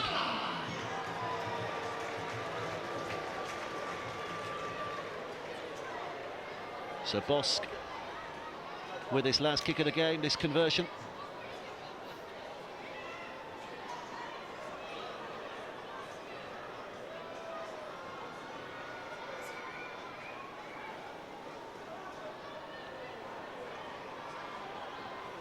So here we go. Thomas Bosc looking to add 2 points. The final act of this final game of this 2012 season. He's put it wide, 48 points to 4. We might still have time to restart the game, but there's only a matter of seconds remaining now. Well, we've been advocating the kick all night, and it comes from Bartau, and Charnley gets clean bowled, and Matthias Here's Sinfield. Parla finishes the game with a high kick. This will be the last tackle taken in by Griffey. Griffey's going to be met by 3 English defenders. That is it. So night for Ryan Hall. 4 tries for him that took him past the 150 landmark session. Good night for Kevin Sinfield. 8 points to 8. Good night from England at the end of the 2012 season. All eyes now on the World Cup next year. This try series has been won convincingly. England 48, France 4, the full-time score. That is it, the end of the 2012 season, and England have won the Autumn International Series. They beat the French 44-6 last week, 48-4 tonight here at Salford. 30 tries for England over the course of the series. They conceded 4. Josh Charnley on the score sheet tonight. Got 4, didn't he, as well, against the Welsh. There's Sam Tompkins as well, a couple for him. We're going to be on the red button for the Rugby League Forum very shortly with Ian Millward and Iestyn Harris. Use hashtag BBC Rugby League. And now you can see the trophy being presented. Maurice Watkins, chairman of the RFL, giving the Autumn Internationals trophy to Kevin Sinfield. England have won it.